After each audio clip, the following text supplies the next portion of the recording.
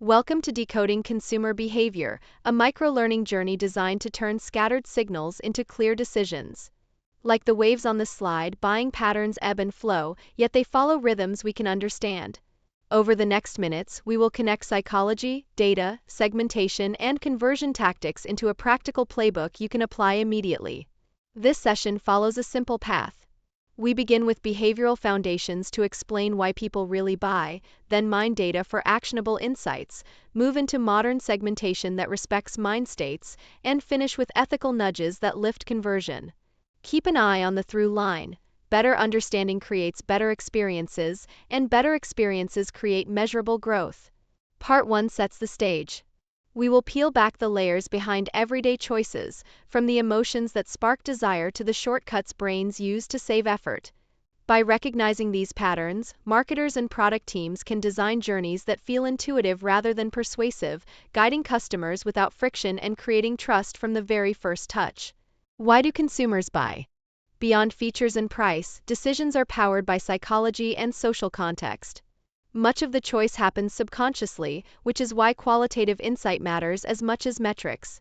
People balance functional utility with emotional meaning, so brands that solve a job and affirm identity win.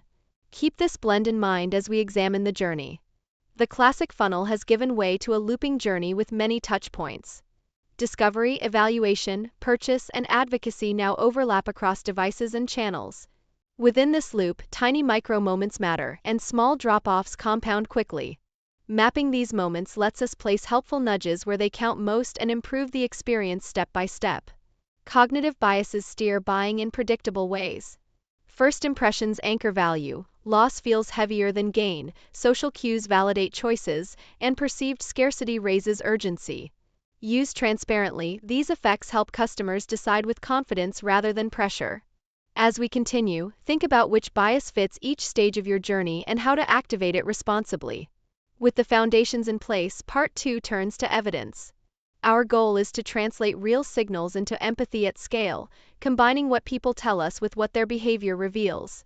We will move from first-party records to richer volunteered data, then trace digital ethnography to surface needs faster than traditional research alone. First-party data records interactions you own, but zero-party data is volunteered by consumers in exchange for value, such as preferences or intentions. Because it is explicit and permission-based, it reveals motivation and improves personalization. Brands that earn this trust typically see higher repeat purchase rates, so design clear value exchanges and safeguard privacy from the start. Ethnographic digital trails bring context to life. Clickstreams, scroll heat maps, and voice transcripts uncover unspoken needs long before surveys catch them. Pairing these signals with social listening highlights emerging rituals, and lightweight diary studies validate patterns. A mixed methods approach blends qualitative depth with quantitative scale, cutting research cycles while opening doors to new product and message ideas. Predictive modeling converts history into foresight. Ensemble approaches that combine recency, frequency, and monetary value with contextual signals can forecast behavior, prioritize audiences, and reduce wasted spend. Accuracy depends on governance, so schedule regular retraining, monitor drift, and refresh features. When maintained well, these models lift revenue through timely recommendations and smarter media allocation. Armed with insights, Part 3 focuses on segmentation. Instead of boxing people by age or income, we will group them by value and by the mind states they occupy in specific contexts. This shift lets creative, channels, and offers adapt in real time, making every interaction feel more relevant and less interruptive. Modern segmentation moves beyond demographics to momentary modes. Align messages with the customer's mind state, whether they are exploring, comparing, or seeking rewards, and let that choice guide tone and channel. Craft narratives that mirror internal motivations so communication feels personal.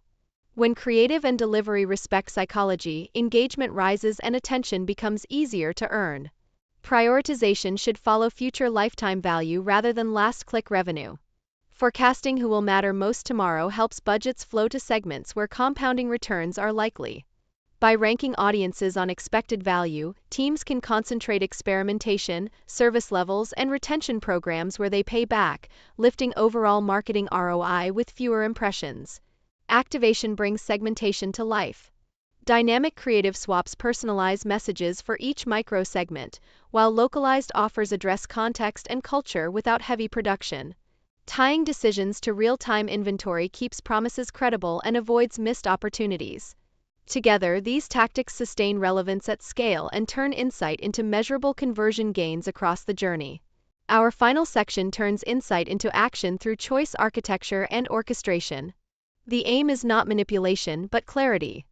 By structuring options and timing with care, we help customers reach decisions they already favor, reduce friction, and protect trust. Let's look at levers that gently guide behavior while honoring agency. Defaults and decoys can steer preferences without coercion, for example by pre-selecting sustainable options or adding a clearly inferior choice that highlights the best fit. Framing products in transparent bundles also simplifies comparison and increases perceived value. Use these levers openly, explain the benefits, and your guidance will feel like service rather than pressure. Great messaging depends on timing and channel synergy. Optimize send times across email, push, and SMS to meet people when attention is highest, and sequence channels so each touch builds memory rather than repeats. Apply frequency caps to prevent fatigue and protect brand equity, and use holdout groups to measure true incremental lift before scaling. The journey continues after purchase. Requesting reviews turns happy customers into a source of insight and proof, while usage telemetry reveals friction and informs rapid iteration. Well-timed referral prompts amplify advocacy by making sharing effortless. When these loops feed back into research and modeling, the experience keeps improving and retention grows naturally. Thanks for joining this microlearning on decoding consumer behavior. If you found it useful, like and subscribe so you do not miss future deep dives and practical toolkits. Revisit any section as a checklist, from data collection to ethical nudging, and bring one idea into your next campaign. Until next time, keep designing with empathy.